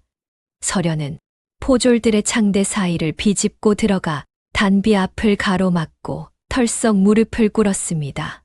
바닥에 머리를 쿵쿵 찌으며 빌었지요. 형방이 혀를 차며 다가와 가죽신으로 설연의 손등을 지시겼습니다. 셋, 벙어리 흉내라. 아주 지극정성이구나. 내 시어미 모 씨가 역적놈들에게 군자금을 댔다는 투서가 들어왔다. 내 서방이 꼽을 쳐둔 돈이 그쪽으로 흘러들어갔다지. 설연의 눈동자가 심하게 흔들렸습니다. 역적이라니. 이는 최 부자가 땅을 뺏기 위해 꾸민 짓임이 분명했습니다. 형방은 곤장 끝으로 설연의 턱을 치켜 올리며 으름장을 놓았습니다. 내가 정말 벙어리라면 억울해서라도 말을 못할 것이고 만약 벙어리가 아니라면 당장 사실을 고해라. 내 시어미가 시킨 짓이라고 말만 하면 너와 이 계집아이는 살려주마. 어서 입을 열어. 지독한 함정이었습니다. 입을 열어 해명하는 순간 지난 석 달간의 벙어리 행세가 들통나 사기죄로 온 가족이 죽임을 당할 것이고, 입을 다물고 있으면 역적의 누명을 쓰고 고문을 당하다 죽을 판이었습니다. 진퇴양난의 상황에서 서련은 입술을 깨물며 형방을 노려보았습니다. 이 천한 것이 감히 관원을 노려봐. 여봐라 전연을 형틀에 묶어라. 포졸들이 달려들어 서련의 팔을 낚아채 형틀에 엎드려 놓았습니다. 거친 나무 냄새와 바닥에 배어있는 비릿한 핏물 냄새가 코를 찔렀습니다. 형방이 직접 굵직한 물풀에 나무 곤장을 집어들었습니다. 안 돼요. 때리지 마세요. 우리 올케는 말 못해요. 진짜란 말이에요. 단비가 포졸의 다리에 매달려 울부짖었으나 형방의 발길질에 저만치 나뒹굴었습니다. 서련은 고개를 세차게 저으며 눈빛으로 애원했습니다. 오지 마라 단비야. 보지 마라. 하나. 짝. 살이 터지는 파여름이 관아 마당을 울렸습니다. 서련의 등에서 붉은 피가 배어 나왔지만 그녀는 신음조차 삼켰습니다. 엉덩이와 허벅지 사이를 쇠몽둥이로 내려친 듯한 고통이 척추를 타고 뇌수까지 찌릿하게 올라왔으나 입술을 안으로 말아 물고 버텼습니다. 독한 연 둘. 짝. 두 번째 매가 내리꽂히자 얇은 삼배 치마가 찢어지며 살점이 묻어났습니다. 단비가 땅을 치며 통곡했지만 형방은 멈추지 않았습니다. 보통의 아녀자라면 벌써 살려달라 빌었을 테지만 서련은 형틀을 붙잡은 손에 피가 통하지 않을 정도로 힘을 줄 뿐 짐승 같은 소리 하나 내지 않았습니다. 이래도 입을 안 열어. 내년이 벙어리가 아닌 걸 내 다 아는데 새. 퍼. 세 번째 매질은 뼈를 울렸습니다. 서련이 입술을 너무 세게 깨문 탓에 입가로 검붉은 피가 주르륵 흘러내려 형틀을 적셨습니다. 비명 대신 피를 토해내는 서련의 모습에 형방이 멈칫했습니다. 서련은 흐릿해지는 정신을 붙잡고 고개를 들어 형방을 올려다보았습니다. 헝클어진 머리카락 사이로 드러난 서련의 눈빛은 고통에 굴복한 자의 것이 아니었습니다. 새끼를 지키려는 어미 호랑이처럼 시퍼런 안광이 형방을 쏘아보고 있었지요. 이 독종 같은 년이 형방이 다시 곤장을 높이 쳐들었을 때였습니다. 멈추시오. 관아 대문 쪽에서 굵직한 목소리가 천둥처럼 울려 퍼졌습니다. 형방의 팔이 허공에서 딱 멈췄습니다. 관아 마당을 가득 메웠던 구경꾼들의 시선이 일제히 대문 쪽으로 쏠렸습니다. 그곳에는 갓끈을 단정히 맨 채 뒷짐을 지고 선 사내 하나가 서 있었습니다. 바람에 펄럭이는 도포 자락 사이로 서리빨 같은 기운이 뿜어져 나왔습니다. 사또 나으리. 형방의 입술이 파르르 떨렸습니다. 한양에 갔던 고을 원님이 예정보다 사흘이나 일찍 돌아온 것입니다. 사또는 천천히 형틀 쪽으로 걸어왔습니다. 그의 발자국 소리가 뚜벅뚜벅하고 흙바닥을 울릴 때마다 형방의 심장은 쪼그라들었습니다. 이게 무슨 짓인가? 낮지만 위험 있는 목소리가 형방의 정수리에 꽂혔습니다. 형방은 곤장을 황급히 뒤로 감추며 허리를 숙였습니다. 그것이 아니오라 절도죄를 범한 죄인을 문초하고 있었습지요. 절도죄라? 내가 없는 사이 관아의 형벌이 이토록 가혹해졌단 말이냐. 사또의 시선이 피투성이가 된 서련의 등에 머물렀습니다. 하얀 소복은 이미 붉은 피로 얼룩져 본래의 색을 잃었고 가녀린 등은 곤장 자국으로 지시겨져 차마 눈뜨고 볼 수 없는 지경이었습니다. 하지만 서련은 그 끔찍한 고통 속에서도 신음 한 번 내뱉지 않고 형틀 아래 엎드린 딸 단비를 바라보고 있을 뿐이었습니다. 그때 숨죽이고 지켜보던 구경꾼들 사이에서 웅성거리는 소리가 번지기 시작했습니다. 저 여인 좀 봐. 기절한 것 같은데 소리를 안 질러. 그러게 말일세. 보통 독한 게 아니면 저럴 수가 없지. 아닐세. 독한 게 아니라 억울한 게야. 대장간 김 씨가 굵은 팔뚝을 걷어붙이며 한마디 거들었습니다. 맞아. 진짜 도둑이라면 벌써 제발 살려달라고 빌었을 걸세. 저 눈빛을 보게나 자식을 앞에 두고 혀를 깨물어서라도 참는 어미의 눈이야. 최 부자가 엄한 사람 잡는 거 아니야. 여론의 물결이 순식간에 바뀌었습니다. 사람들의 수군거림이 커지자 형방의 얼굴은 흙빛이 되었습니다. 이대로 가다간 최 부자에게 받은 뒷돈 50냥은 고사하고 자신의 목이 날아갈 판이었습니다. 이놈들이 감히 관아에서 주둥이를 놀리느냐. 형방이 악을 쓰며 포졸들에게 눈짓을 했습니다. 빨리 죄인을 끌어내고 상황을 정리하라는 신호였습니다. 포졸들이 쭈뼛거리며 형틀로 다가갔을 때 형틀 아래서 작은 그림자가 튀어 올랐습니다. 단비였습니다. 비켜라, 인연이 어디라고. 형방이 단비를 발로 차려 했습니다. 하지만 단비는 피하지 않았습니다. 오히려 품속에 꼭 쥐고 있던 무언가를 사또의 발치에 획 집어 던졌습니다. 툭 꼬깃꼬깃 구겨진 종이 뭉치가 흙바닥에 떨어졌습니다. 사또, 이것 좀 보세요. 단비의 앙칼진 목소리가 관아 마당을 쩌렁쩌렁 울렸습니다. 우리 올케는 도둑질 안 했어요. 저 할아버지가 떨어뜨린 거예요. 단비의 손가락이 구경꾼들 틈에 숨어 상황을 지켜보던 최 부자를 정확히 가리켰습니다. 최 부자는 움찔하며 갓을 눌렀었습니다. 사또가 천천히 허리를 굽혀 종이를 집어들었습니다. 아까 저 할아버지가 형방 아저씨한테 돈 주머니 줄 때 소매에서 이게 떨어졌어요. 제가 봤어요. 단비의 눈썰미는 실로 놀라웠습니다. 어른들도 눈치채지 못한 찰나의 순간을 놓치지 않고 그것이 중요한 물건임을 직감하여 몰래 주워두었던 것입니다. 사또가 구겨진 종이를 펼쳐들었습니다. 종이에는 흘림체로 적힌 숫자와 이름들이 어지럽게 나열되어 있었습니다. 그리고 그 중에는 낯익은 이름 하나가 선명하게 적혀 있었습니다. 관아 형방 김가, 뇌물 50냥, 옷가락지 건. 사또의 눈매가 매섭게 치켜 올라갔습니다. 그는 천천히 고개를 들어 사시나무 떨듯 떨고 있는 형방을 노려보았습니다. 형방, 예, 사또. 내가 언제부터 최 부자의 집사가 되었더냐? 형방은 그 자리에 털썩 주저앉고 말았습니다. 사또는 손에 든 종이를 형방의 얼굴에 획 던졌습니다. 이 종이에 적힌 것이 무엇인지 내 놈의 입으로 직접 설명해 보거라. 분위기는 완전히 뒤집혔습니다. 서련을 비웃던 사람들의 눈초리가 이제는 형방과 최 부자를 향해 날카롭게 꽂혔습니다.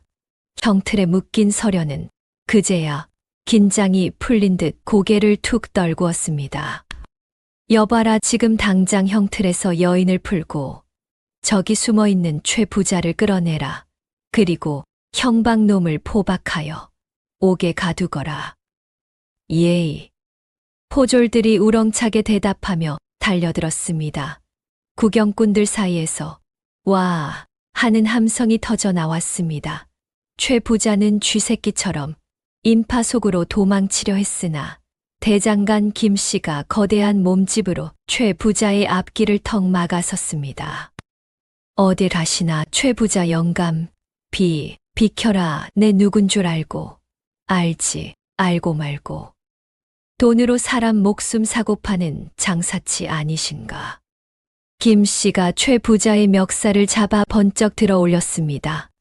한편 형틀에서 풀려난 서련은 바닥으로 쓰러지듯 내려앉았습니다. 단비가 쪼르르 달려가 서련의 피 묻은 손을 잡았습니다. 옳게, 이제 괜찮아. 사또가 왔어. 나쁜 사람들 다 혼내준대. 서련은 흐릿한 눈을 겨우 떠 단비를 바라보았습니다. 말을 할 수는 없었지만 그녀의 눈빛은 고맙다, 단비야라 말하고 있었습니다. 사또는 설연의 등에 난 곤장 자국을 보고 미간을 깊이 찌푸리며 이 방을 돌아보았습니다. 의원을 불러라. 이 여인의 상처부터 치료하도록 하여라. 예이. 이 방이 달려나갔습니다. 사또는 다시 단비가 던진 종이를 집어들고 동원마루로 올라갔습니다. 촛불 아래 장부의 글자들이 또렷하게 드러났습니다. 한 장, 두 장 넘길수록 사또의 눈매가 점점 매서워졌습니다. 최 부자 내놈이 이 고을에서 무슨 짓을 벌여왔는지 낱낱이 밝혀주마. 하지만 아직 끝이 아니었습니다. 포졸들에게 끌려가던 최 부자가 갑자기 몸을 비틀며 악을 썼습니다. 두고 봐라, 저 며느리년이 벙어리가 아니라는 걸 내가 기어이 밝혀내겠다. 그러면 저 장부도 믿을 수 없게 된다는 걸 사또도 아실 것이오. 최 부자의 도끼 서린 외침이 관아 마당에 메아리 쳤습니다. 서련은 단비의 품에 안긴 채 가늘게 떨었습니다. 품속 자기암 안에는 아직 마지막 콩 한 알이 남아 있었습니다. 결전은 끝나지 않았습니다. 의원이 물러가고 관아 마당에는 팽팽한 긴장만이 감돌았습니다. 사또는 동원 마루에 앉아 단비가 던진 종이를 다시 한번 펼쳐들었습니다. 장부를 넘기는 소리가 사각사각 고요한 마당에 날카롭게 울렸습니다. 사또의 미간이 한 장을 넘길 때마다 깊어졌습니다. 거기에는 관아 몰래 빼돌린 곡식의 양과 고을, 백성들의 고혈을 짜낸 고리대금 내역이 빼곡했습니다. 심지어 한양 고관들에게 보낸 뇌물 목록까지 적나라하게 드러나 있었지요. 바로 그때였습니다. 사또 억울합니다. 그건 다 조작된 것이옵니다. 쾅. 최 부자가 포졸들을 밀치고 관아 마당으로 뛰어들었습니다. 아까 끌려나갔던 자가 하인들의 도움으로 되돌아온 것이었지요. 최 부자는 마루 앞에 털썩 무릎을 꿇으며 소리쳤습니다. 사또, 저 여인들에게 속으신 겁니다. 저년들은 사기꾼이란 말입니다. 최 부자의 손가락이 마루 한쪽에 누운 서련을 가리켰습니다. 저 며느리는 멀쩡히 말을 할 줄 아는 년입니다. 벙어리 행세를 하며 온 고을을 속이고 있는 것이옵니다. 내 두 눈으로 전연이 밤중에 떠드는 걸 보았단 말입니다. 웅성거리던 구경꾼들이 일순간 조용해졌습니다. 서련이 벙어리라는 것은 고을 사람 누구나 아는 사실이었습니다. 하지만 최 부자가 저토록 당당하게 우기니 의심의 싹이 스물스물 트기 시작했지요. 전연이 진짜 벙어리라면 어찌 혼자서 시어미를 돌보고 관아까지 달려올 수 있겠습니까? 곤장을 맞으면서도 끽 소리 한 번 안 내는 게 정상이옵니까? 전연은 입을 열 줄 알면서도 일부러 닫고 있는 것입니다. 새빨간 거짓말이 반은 섞여 있었으나 교묘하게 진실을 찌르는 부분도 있었습니다. 지금 상황을 뒤집으려면 서련을 거짓된 요물로 몰아야 했습니다. 증인을 믿을 수 없게 만들면 증거도 휴지 조각이 될 테니까요. 제 말이 거짓이라면 내 손에 장을 지지겠소. 사또 직접 물어보시지요. 전연이 정녕 말을 못하는지 아닌지 만약 입을 뻥긋이라도 할 줄 안다면 이 장부 또한 전연이 꾸며낸 거짓부렁이 아니겠습니까? 최 부자의 기세가 어찌나 등등한지 사또조차 주춤했습니다. 그의 논리에는 허점이 있었지만 대놓고 무시할 수도 없는 형국이었습니다. 좌중의 시선이 일제히 마루에 누운 서련에게 쏠렸습니다. 서련은 힘겹게 몸을 일으켰습니다. 곤장을 맞은 등이 찢어질 듯 아팠지만 이를 악물었습니다. 창백한 얼굴에 식은땀이 송골송골 맺혀 있었지요. 사또가 무겁게 입을 열었습니다. 부인, 저 자의 말이 사실이냐? 그대가 정녕 말을 할 줄 아느냐? 절체절명의 순간이었습니다. 입을 열면 석 달간의 벙어리 행세가 들통나 사기꾼으로 몰리고 입을 다물면 장부마저 거짓이 될 판이었습니다. 최 부자의 입가에 비열한 미소가 서서히 번졌습니다. 봐라, 대답을 못하지 않느냐. 저것이 진짜 벙어리가 아니라는 증거다. 벙어리면 겁이라도 먹어 울어야 할 것인데. 저 눈빛을 보시오. 뭔가를 계산하고 있는 눈이오. 최 부자가 설연을 향해 한 걸음 다가갔습니다. 내년이 말을 못하면 내 손에 장을 지지겠다. 어서 말해봐, 이 도둑년아. 설연의 손이 가늘게 떨렸습니다. 그녀는 품속 깊은 곳을 더듬었습니다. 손끝에 차가운 감촉이 닿았습니다. 단비가 석 달 전 건네준 낡은 자개함이었지요. 달그락. 함을 여는 소리가 고요한 관아에 작게 울렸습니다. 그 안에는 말라 비틀어진 검은 콩 한 알이 덩그러니 남아 있었습니다. 첫 번째 콩은 건달들이 몰려온 밤에 씹었고, 두 번째 콩은 최 부자에게 똥물을 뿌리던 날에 씹었습니다. 이제 남은 것은 이 마지막 한 알뿐이었지요. 설연이 콩을 꺼내 드는 순간 형틀 옆에 쪼그려 앉아 있던 단비의 눈과 마주쳤습니다. 아이의 눈망울이 맑게 빛났습니다. 고개를 한번 끄덕이는 것이 보였지요. 석 달 전 금은밤 장독대 뒤에서 약조했던 그날처럼 단비의 눈빛은 또렷했습니다. 이제 됐어, 옳게. 설연은 천천히 마지막 콩을 입에 넣었습니다. 입안이 바짝 말라 까끌까끌했습니다. 오독. 콩이 부서지며 씁쓸하고 비릿한 맛이 퍼졌습니다. 그것은 석 달간 삼켜온 눈물의 맛이었고, 시어머니의 매질 아래 억눌렀던 분노의 맛이었으며, 가슴 속에 묻어둔 한의 맛이었습니다. 설연은 부서진 콩 조각들을 꿀꺽 삼켰습니다. 뱃속 깊은 곳에서부터 뜨거운 기운이 용암처럼 치솟아 올랐습니다. 설연이 천천히 눈을 떴습니다. 그녀의 눈빛은 조금 전에 유약한 여인의 것이 아니었습니다. 폭풍우가 몰아치기 직전의 바다처럼 깊고 서늘한 기운이 서려 있었지요. 그녀는 피 묻은 저고리를 여미며 자리에서 일어나 꼿꼿이 섰습니다. 그리고 사또를 향해 고개를 들었습니다. 최 부자가 불길한 예감을 느낀 듯 뒷걸음질 쳤습니다. 설연의 입술이 천천히 열리기 시작했습니다. 석 달 동안 굳게 닫혀 있던 빗장이 풀리는 순간이었습니다. 사또. 갈라지고 쉰 목소리였지만 그 울림은 관아 마당을 가득 메울 만큼 묵직했습니다. 사람들이 경악하여 입을 다물지 못했습니다. 최 부자는 귀신이라도 본 듯 헉 하고 숨을 멈췄습니다. 제 목소리가 들리시옵니까?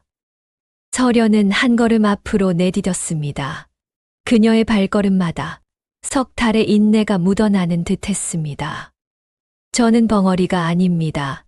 다만 짐승만도 못한 자들이 판치는 이 더러운 세상에서 함부로 입을 열면 가족이 죽는다는 것을 알았기에 스스로 입을 닫았을 뿐입니다. 설연의 시선이 비수처럼 날카롭게 최 부자에게 꽂혔습니다. 최가 이놈 내놈이 우리 집안을 짓밟은 죄 하늘이 알고 땅이 알고 이 콩 한 알이 지켜보았다. 이제 내 입을 열어 내 놈의 추악한 죄상을 낱낱이 고하리라. 설연의 목소리가 점점 커져가나 마당에 천둥처럼 울려 퍼졌습니다. 그것은 단순한 외침이 아니었습니다. 석 달의 인내가 빚어낸 서슬퍼런 심판의 예고였습니다. 사또는 장부를 꽉 움켜쥐었습니다. 관아에 모인 수많은 사람들 중 누구 하나 숨소리조차 내지 못했습니다. 오직 가을 바람만이 설연의 헝클어진 머리카락을 날리며 그녀의 부활을 알리고 있었습니다. 이 미친년이 기어이 실성을 하였구나. 여봐라, 당장 전연의 주둥이를 찢어라. 최 부자의 고함 소리가 관아 마당을 뒤흔들었습니다. 하지만 그 소리에는 이전과 같은 위엄이 서려 있지 않았고 짐승이 덫에 걸려 발버둥치는 듯한 다급함만이 가득했습니다. 포졸들이 멈칫거리며 사또의 눈치를 살피는 사이 서련은 조금도 물러서지 않고 오히려 최 부자를 향해 한 걸음 더 바짝 다가섰습니다. 그 눈빛이 어찌나 형형한지 천하의 최 부자조차 저도 모르게 뒷걸음질을 쳤습니다. 실성이라 하였느냐? 서련의 입에서 다시금 또렷한 목소리가 흘러나왔습니다. 석 달 동안 닫혀있던 댐이 터지듯 그녀의 목소리는 맑고 단단하여 좌중의 고막을 파고들었습니다. 내 석 달을 벙어리로 살았다 하지만 귀까지 닫은 적은 없다. 내 놈이 우리 집에 들이닥쳐 시어머니를 짓밟으며 뱉은 말들 주막에서 칠성이 놈과 작당하며 속삭인 말들, 그 모든 것이 내 귀에 고스란히 담겨 있다.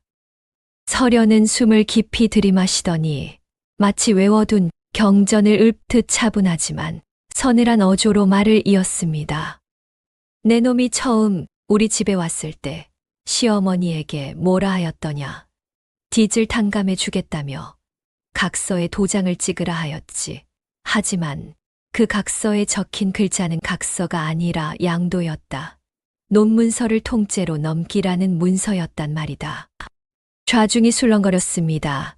관아 마당에 모인 구경꾼들 사이에서 경악에 찬 탄식이 터져 나왔습니다. 그를 모르는 늙은 과부를 속여 땅을 빼앗으려 했다니 사람들은 고개를 절레절레 저었습니다. 거짓말이다. 전연이 귀신이 들려 헛소리를 짓거리는 것이다. 사또 저 미친년을 당장 하옥하시오.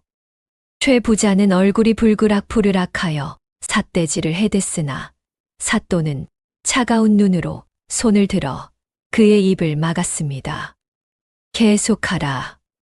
사또의 짧고 굵은 한마디에 힘을 얻은 서련은 최 부자의 심장을 향해 비수를 꽂기 시작했습니다. 그뿐이라 내 놈이 보낸 건달들이 우리 집 장독을 깨부수고 시어머니를 짓밟던 날 마당 밖에서 칠성이 놈이 지켜보고 있었지. 그 놈이 건달들에게 뭐라 하였더냐. 쌈짓돈을 찾으면 최 부자 영감에게 가져가라. 나머지는 내 놈들이 알아서 해먹어라. 그리 말하지 않았더냐. 칠성의 이름이 나오자 구경꾼들 사이에 숨어있던 칠성이 화들짝 놀라며 인파 속으로 기어들었습니다. 하지만 이미 주변 사람들의 눈초리가 칠성을 향해 날카롭게 꽂히고 있었습니다. 서련은 멈추지 않았습니다. 지리산 자락 칠성골. 서련의 입에서 지명이 나오자 최 부자의 다리가 풀린 듯 휘청거렸습니다. 그곳은 최 부자조차 잊고 지내려 애썼던 아니 무덤까지 가져가려 했던 비밀의 장소였습니다. 칠성골 초입 세 번째 바위 뒤 동굴에 무엇이 있는지 아느냐. 내 놈이 흉년이 들 때마다 백성들의 고혈을 짜내어 빼돌린 쌀 500석이 그곳에 썩어가고 있다. 서련이 이것을 어찌 알았을까요? 석 달간 벙어리 행세를 하며 약초를 캐러 산을 오르내리는 동안 서련의 귀는 늘 열려 있었습니다. 장터에서 최 부자의 하인들이 술에 취해 떠드는 소리를 들었고 칠성이 놈이 주막에서 허풍을 떠는 것도 빠짐없이 주워 담았습니다. 벙어리는 사람들의 경계심을 풀어버렸습니다. 누가 말 못하는 여인 앞에서 입을 사릴 필요가 있겠습니까? 서련은 보이지 않는 그물이었고 그 그물에 최 부자의 비밀이 하나하나 걸려든 것이었습니다. 쌀 500석이라니. 구경꾼들 사이에서 누군가 소리쳤습니다. 그것은 온 고을 백성이 한 달을 배불리 먹고도 남을 엄청난 양이었습니다. 지난해 흉년에 곤주림으로 아이를 잃은 어미가 있었고 병든 노모에게 죽 한 그릇 끓여주지 못한 아들이 있었습니다. 그 쌀이 동굴에서 썩어가고 있었다니 사람들의 눈에서 살기가 피어올랐습니다. 서련은 멈추지 않고 손가락을 들어 마루 위 형방의 빈자리를 가리켰습니다. 그리고 관아의 형방놈과 짜고 우리 집안을 역적으로 몰아 재산을 빼앗으려 한 죄 형방에게 건넨 뇌물 50냥의 출처가 어디인지도 내 다 알고 있다. 탁 하고 사또가 쥐고 있던 붓을 책상에 내려놓는 소리가 날카롭게 울려 퍼졌습니다. 단순한 사기와 횡포를 넘어 관원을 매수하고 국법을 어긴 중죄가 드러나는 순간이었습니다. 내 내년이 귀신이다, 사람이 아니다. 어찌 내 속사정을 꿰뚫고 있단 말이냐. 최 부자는 비명을 지르며 털썩 주저앉았습니다. 그것은 자백이나 다름없는 비명이었습니다. 설연이 읊어댄 날짜와 장소와 금액이 한치의 오차도 없었으니 부인할 도리가 없었습니다. 보아라, 저자의 입으로 시인하지 않느냐. 설연이 소리치자 마당에 모인 백성들이 일제히 함성을 질렀습니다. 그것은 단순한 함성이 아니라 그동안 최 부자의 서슬퍼런 권세에 눌려 숨조차 크게 쉬지 못했던 민초들의 분노가 폭발하는 소리였습니다. 이방은 듣거라. 지금 즉시 포조를 칠성골로 보내고 또 다른 이들은 최 부자의 집을 봉쇄하여라. 쥐새끼 한 마리도 빠져나가지 못하게 하라. 사또의 추상 같은 호령이 떨어졌습니다. 예, 분부 받들겠나이다. 이방과 포졸들이 우렁차게 대답하며 일사불란하게 움직이기 시작했습니다. 포졸들이 달려들어 최 부자의 양팔을 꺾고 오라를 지웠습니다. 철컹하는 소리와 함께 평생남을 짓밟고 살아온 최 부자가 처음으로 차가운 오랏줄의 감촉을 느끼는 순간이었습니다. 2년 두고 보자. 내 가만두지 않을 것이다. 최 부자가 질질 끌려가며 악을 썼지만 그 소리는 백성들의 야유에 묻혀 점점 작아져 갔습니다. 칠성이 놈도 도망치려다 대장간 김씨의 쇠집게 같은 손에 멱살이 잡혀 꼼짝 못하고 있었습니다. 어딜 가시나 칠성이 내 놈도 한통속이지 않느냐. 마침내 관아 마당이 조용해지고 가을바람만이 휑한 마당을 휩쓸고 지나갈 때 설연의 다리가 풀리며 휘청거렸습니다. 석 달을 지탱해온 긴장이 일순간에 끊어진 탓이었습니다. 옳게. 단비가 놀라 설연을 부축했습니다. 설연은 떨리는 손으로 단비의 뺨을 어루만졌습니다. 고맙다 단비야. 내가 아니었으면 나는 여기 서지도 못했을 게다. 단비는 울먹이며 설연의 허리춤에 얼굴을 묻었습니다. 고사리 같은 손이 올케의 피 묻은 저고리를 꼭 움켜쥐고 있었습니다. 설연은 단비의 머리를 쓰다듬으며 관아 밖을 바라보았습니다. 이제 최 부자는 잡혀갔지만 병석에 누운 시어머니가 기다리고 있었습니다. 설연은 단비의 손을 잡고 천천히 일어섰습니다. 가자 단비야, 어머니한테 가야지. 어머니가 기다리신다. 두 사람은 서로를 부축하며 관아를 빠져나왔습니다. 서쪽 하늘이 붉게 물들기 시작했습니다. 석양빛이 설연의 헝클어진 머리카락 위로 따스하게 내려앉았습니다. 끝나지 않을 것 같던 석 달의 밤이 비로소 저물고 있었습니다. 설연은 단비의 손을 꼭 잡고 관아를 빠져나왔습니다. 등에 난 곤장 자국이 한 발자국 뗄 때마다 찢어지는 듯 쑤셨지만 이를 악물고 걸었습니다. 석양빛이 논두끼를 붉게 물들이고 있었지요. 단비가 설연의 허리춤을 꼭 붙잡은 채 종종걸음으로 따라왔습니다. 옳게 괜찮아 등에서 피나. 괜찮다 어서 가자 어머니가 기다리신다. 영산 고을 어귀를 지날 때였습니다. 마을 사람들이 하나둘 길가에 나와 서 있었습니다. 아침까지만 해도 벙어리 며느리라 수군거리던 그들이었지요. 설연이 다가가자 박첨지의 마누라가 먼저 고개를 숙였습니다. 아가 미안하다. 우리가 눈이 멀었었어. 설연은 말없이 고개를 끄덕이고 지나쳤습니다. 지금은 그 어떤 사과보다 병석에 누운 시어머니가 급했습니다. 저벅저벅 익숙한 살인문이 보였습니다. 삐걱거리는 대문을 밀고 들어서자 마당에는 깨진 장독 조각들이 여전히 널브러져 있었습니다. 최 부자 일당이 쑥대밭으로 만들어 놓은 흔적이 고스란했지요. 하지만 설연의 눈에 가장 먼저 들어온 것은 장독 조각이 아니었습니다. 방문이 반쯤 열려 있었고 문지방 위로 앙상한 손가락 하나가 삐져나와 있었습니다. 어머니. 설연이 달려가 방문을 열었습니다. 시어머니 모 씨가 문지방을 붙잡고 마당 쪽으로 고개를 내밀다 그대로 쓰러져 있었습니다. 딸과 며느리를 기다리다 기진한 것이 분명했지요. 설연이 시어머니를 부축해 일으키자 모 씨의 흐릿한 눈동자가 피투성이 며느리를 향했습니다. 아, 아가 내가 왔느냐. 모 씨의 입술이 파르르 떨렸습니다. 설연의 찢어진 저고리와 피 묻은 등을 본 순간 모 씨의 눈에서 무언가가 무너졌습니다. 그녀는 설연의 손을 뿌리치고 그대로 마당 흙바닥에 머리를 박았습니다. 쿵. 미안하다. 내가 죽을 죄를 지었다. 모 씨의 목소리는 갈라져서 잘 들리지 않을 정도였습니다. 내 귀가 어두워서 내 마음을 못 들었구나. 내가 입을 닫고 이 집안을 지키고 있었다는 걸 이 늙은이가 몰랐다.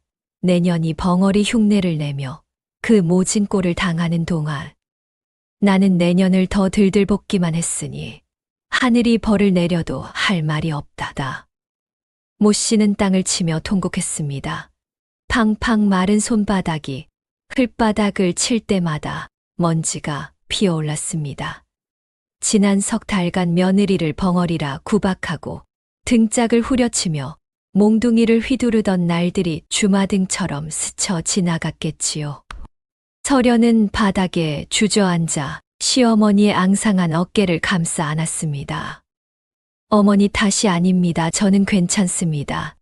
제가 벙어리 흉내를 낸 것은 어머니를 속이려는 게 아니라 이 집을 지키기 위해서였습니다. 제발 고개 드세요. 하지만 내가 맞은 매는 어떡하느냐 관아에서 곤장을 맞았다며 그 아픈 게 다 내 탓이다. 내가 이 집안을 제대로 지켰으면 내가 그 고생을 하지 않았을 것 아니냐. 설연이 시어머니의 거친 손을 잡아 자신의 뺨에 가져다 대었습니다. 이렇게 살아 돌아왔잖아요. 어머니도 계시고 단비도 있고 최 부자놈은 오라에 묶여 끌려갔습니다. 이제 됐습니다. 다 끝났어요. 모 씨는 고개를 들어 며느리의 얼굴을 쓰다듬었습니다. 거칠고 투박한 손이었지만 그 안에는 세상의 모든 미안함이 담겨 있는 듯 했습니다. 애미야. 모 씨가 처음으로 설연을 그렇게 불렀습니다. 시어미가 며느리에게 할 수 있는 가장 다정한 호칭이었지요. 설연의 눈에서 참았던 눈물이 왈칵 쏟아졌습니다. 그때 마루 끝에 앉아 두 사람을 지켜보던 단비가 울음 섞인 목소리로 말했습니다. 어머니도 옳게도 울지마. 나까지 울잖아. 단비는 코를 훌쩍이면서도 소매로 눈물을 닦으며 애써 웃어 보였습니다. 7살 아이가 석 달 동안 짊어진 무게가 얼마나 컸을까요? 옳게 입을 막고 시어머니의 눈을 속이며 사기꾼들의 그물을 피해 다녔던 작은 설계자는 이제야 비로소 아이다운 눈물을 흘리고 있었습니다. 설연이 팔을 벌려 단비를 끌어안았습니다. 모 씨도 떨리는 팔로 두 사람을 감쌌습니다. 세 여인은 깨진 장독이 널브러진 마당에서 서로의 체온을 느끼며 한참을 울었습니다. 그것은 억울함의 눈물이 아니었습니다. 비바람이 지나간 뒤 찾아온 햇살처럼 따스하고 간절한 안도의 눈물이었습니다. 바람이 잦아들고 마당에 고요가 찾아왔을 때였습니다. 어둠이 내려앉기 시작한 하늘에 별 하나가 총총 박혔습니다. 이어서 둘셋 수 없이 많은 별들이 쏟아져 내리듯 밤하늘을 수놓았습니다. 옳게 별봐 별이 쏟아진다. 단비가 손가락으로 하늘을 가리켰습니다. 설연은 고개를 들어 별을 올려다보았습니다. 석 달 전 도망치려 했던 금은밤에는 보이지 않던 별들이었습니다. 모 씨가 쉰 목소리로 중얼거렸습니다. 영감 보고 있소. 우리 식구가 살아남았소. 세 사람은 마당에 앉은 채 한참이나 별을 바라보았습니다. 칠성골 산자락 너머로 밤바람이 불어와 처마 밑 풍경을 살랑살랑 울렸습니다. 며칠이 지났습니다. 관아에서 포졸이 찾아와 최 부자의 곳간에서 몰수한 쌀 가마니를 내려놓고 갔습니다. 마을 사람들도 십시일반 말린 호박이며 된장이며 찬거리를 가져다 놓았습니다. 모 씨는 툇마루에 앉아 곰방대를 빨며 그것들을 못마땅한 듯 흘겨보았지만 입꼬리가 실룩거리는 것은 감추지 못했습니다. 서련의 몸이 추스려지고 가을이 깊어갈 무렵이었습니다. 서련은 안방 구석에 놓아두었던 보찜을 다시 꺼냈습니다. 석 달 전 단비가 부엌 구석에 던져버렸던 그 보찜이었지요. 서련은 조용히 옷가지를 챙기고 방문을 열었습니다. 어머니. 모 씨가 툇마루에서 먼 산을 바라보고 있었습니다. 꼿꼿하던 허리가 오늘따라 유난히 작아 보였지요. 약속한 석 달이 지났으니 이제 떠나겠습니다. 모 씨는 돌아보지 않았습니다. 곰방대를 재떨이에 탁탁 털어낼 뿐이었습니다. 바람 소리만이 두 사람 사이를 메웠습니다. 모 씨가 천천히 고개를 돌렸습니다. 그 눈빛은 여전히 메마른 우물처럼 깊고 알 수 없었습니다. 가려느냐? 예, 그동안 감사했습니다. 서련이 큰 절을 올렸습니다. 이마가 차가운 마룻바닥에 닿았습니다. 석 달 전 도망치려 했던 밤이 떠올랐습니다. 그때는 원망과 분노로 가득 찬 절이었을 것이지만 지금은 달랐습니다. 진심이 담긴 절이었지요. 모 씨는 아무 말도 하지 않았습니다. 곰방대만 탁탁 재떨이에 털었습니다. 그때 부엌 쪽에서 단비가 무언가를 들고 쪼르르 달려왔습니다. 옳게 이거. 단비가 내민 것은 자개암이었습니다. 칠흑 같은 오칠 위에 전복 껍데기로 수놓은 학과 소나무가 영롱하게 빛나는 바로 그 함이었지요. 석 달 전 금은밤에 단비가 서련에게 내밀며 검은 콩새알을 보여주었던 그것이었습니다. 가져가 노잣돈이야. 할머니가 주래. 모 씨가 헛기침을 했습니다. 그흠 내가 언제 주랬냐. 그년이 알아서 하는 짓이지. 단비는 모른 척 웃으며 함을 서련의 품에 억지로 안겼습니다. 서련은 떨리는 손으로 함을 받아들었습니다.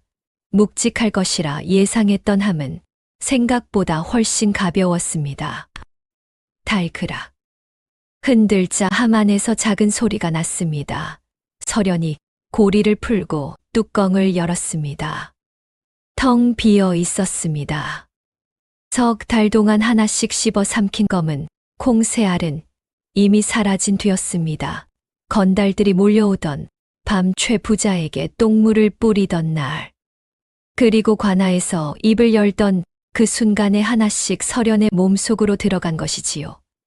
빈 한바닥에서 무언가가 달그락거리며 굴러다니고 있었지만 그것은 콩이 아니라 마른 대추씨 하나였습니다. 아무것도 없네. 서련이 허탈하게 중얼거리자 단비가 눈을 반짝이며 다가왔습니다. 옳게 가만히 있어봐. 단비는 고사리 같은 손으로 함의 밑바닥을 더듬었습니다. 학의 눈 부분에 박힌 작은 작의 무늬를 찾아내더니 손가락으로 꾹 눌렀습니다. 딸깍. 경쾌한 소리와 함께 함의 바닥이 스르르 밀려났습니다. 서련은 숨을 멈췄습니다. 단단하게 맞물려 있던 이중 바닥이 열린 것이었습니다. 이게 어떻게? 콩 새알이 누르고 있었어. 콩이 다 없어져야 잠금이 풀려 새알이 다 옳게 뱃속으로 들어갔으니까 이제야 열리는 거야. 단비가 또렷하게 설명했습니다. 자개함의 정교한 장치를 이 아이는 처음부터 알고 있었던 것입니다. 시어머니가 밤마다 끌어안고 울던 함을 몰래 살피며 그 비밀을 풀어낸 7살짜리 신동의 눈썰미가 또 한 번 빛을 발하는 순간이었지요. 이중 바닥 아래 숨겨진 공간에는 꼬깃꼬깃하게 접힌 쌈짓돈 뭉치와 누렇게 바랜 편지 한 통이 들어 있었습니다. 서련은 떨리는 손으로 편지를 집어들었습니다. 겉봉에 적힌 글씨를 보자마자 심장이 쿵 내려앉았습니다. 친정아버지의 필체였습니다. 부스럭 종이 펴지는 소리가 유난히 크게 들렸습니다. 서련의 눈동자가 빠르게 글자를 쫓았습니다. 버시여, 이 편지를 자네가 읽을 때쯤이면 나는 이미 이 세상 사람이 아니겠지. 내 딸 서련이는 마음이 너무 여리고 순해서 걱정일세 자네 집안으로 보내기는 하나. 험한 세상 시집살이에 이 아이가 버텨낼 수 있을지 눈을 감을 수가 없네. 서련의 손끝이 하얗게 질렸습니다. 편지는 돌아가신 친정아버지가 시어머니 모 씨에게 남긴 유서였습니다. 자네에게 부탁하네 내 딸을 거두어 주게 하오나 절대로 따뜻하게만 대해주지 말게 온실 속 화초처럼 키우면 이 아이는 세상의 비바람을 견디지 못할 걸세. 자네가 악역을 자처해서라도 모진 말과 매서운 눈빛으로 이 아이를 강하게 키워주게. 뼈를 깎는 아픔이 있어야 살이 단단해지는 법이니. 눈물이 툭 편지 위로 떨어져 글씨를 번지게 했습니다. 이 돈은 딸아이의 혼수 대신일세. 부디 험한 세상에서 내 아이를 지켜주게나 자네만 믿네 버시여. 서련은 그 자리에 주저앉고 말았습니다. 다리에 힘이 풀려 서 있을 수가 없었습니다. 지난 석 달 시어머니 모 씨가 퍼부었던 그 모진 구박들이 주마등처럼 스쳐 지나갔습니다. 쓸모없는 건 눈물 흘릴 시간에 빗자루라도 더 들어라. 계집이 약해 빠져서 어디에 쓰겠느냐. 이를 악물어라. 똑한 년 벙어리 흉내라도 내겠다는 거냐. 그래, 어디 한번 끝까지 입 다물고 있어 봐라. 그것은 학대가 아니었습니다. 죽은 벗과의 약속을 지키기 위한 처절한 연기였습니다. 시어머니는 친구의 딸을 험한 세상에서 살아남을 수 있도록 단련시키고 있었던 것입니다. 밤마다 피를 토하면서도 낮이면 독한 시어머니 가면을 쓰고 며느리를 몰아붙였던 그 속사정을 이제야 알게 된 것이지요. 어머니, 흑어머니. 서련이 오열하며 고개를 들었습니다. 모 씨는 여전히 먼 산만 바라보고 있었습니다. 하지만 곰방대를 쥔 손은 가늘게 떨리고 있었고 깊게 패인 주름 사이로 물기 어린 무언가가 반짝였습니다. 모 씨가 쉰 목소리로 툭 던지듯 말했습니다. 이제 콩도 다 비웠고 함도 열렸으니 갈 테면 가거라. 나는 내 할 도리를 다 했다. 그 목소리에는 더 이상 날카로운 가시가 없었습니다. 오랜 짐을 내려놓은 사람의 후련함과 자식을 떠나보내는 어미의 애틋함이 뒤섞여 있었지요. 바람이 불어와 마당에 낙엽을 쓸고 지나갔습니다. 서련은 눈물을 닦고 자리에서 일어났습니다. 그리고 보찜을 향해 손을 뻗었습니다. 하지만 보찜을 드는 대신 서련은 매듭을 풀었습니다. 스르르. 보찜이 풀리며 낡은 옷가지들이 다시 바닥으로 쏟아졌습니다. 모 씨의 눈썹이 꿈틀했습니다. 뭐 하는 짓이냐. 서련은 옷가지들을 다시 장롱 안에 차곡차곡 넣었습니다. 그리고 부엌으로 성큼성큼 걸어갔습니다. 단비야 아궁이에 불 지펴라. 저녁 지어야겠다. 서련의 목소리는 더 이상 여리고 약한 시집살이 며느리의 것이 아니었습니다. 석 달의 침묵과 인내가 빚어낸 단단하고 강인한 여인의 목소리였습니다. 기가 막혀서 가라니까 왜 안 가고 행패냐. 모 씨가 짐짓 화난 척 소리쳤지만 그녀의 입가에는 희미한 미소가 걸려 있었습니다. 서련이 부엌에서 고개를 내밀고 환하게 웃으며 대답했습니다. 갈 데가 어디 있습니까? 여기가 제 집이고 어머니가 제 어미인데요. 미친년 고생을 사서 하는구나. 모 씨는 곰방대를 털고 일어나 툇마루에 놓인 호박을 집어들었습니다. 투박한 손길이었지만 그 안에 담긴 온기는 가을 햇살보다 따스했지요.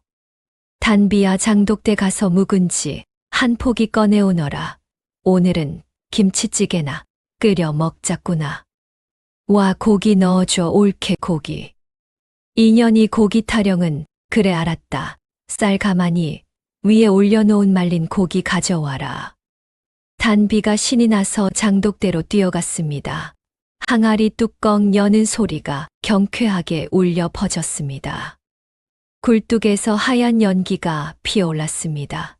보글보글 찌개 끓는 소리와 타닥타닥 장작 타는 소리가 어우러져 비로소 사람 사는 집다운 온기가 돌았지요. 마당 한가운데 노인빈 자개암 위로 붉은 단풍이 파나가 살포시 내려앉았습니다. 서려는 부엌에서 숟가락 셋을 꺼내 밥상 위에 나란히 놓다가 문득 창밖을 올려다보았습니다. 창녕의 가을 하늘은 눈이 시리도록 파랗게 빛나고 있었습니다. 하늘 어딘가에서 아버지가 웃고 계신 것 같았습니다. 모진 비바람을 견뎌낸 나무만이 깊은 뿌리를 내리듯 새 여인의 삶은 이제 그 어떤 풍파에도 흔들리지 않을 것입니다. 오늘의 이야기가 마음에 와닿으셨다면 주변 분들에게 공유해주세요. 따뜻한 댓글 한마디도 부탁드립니다.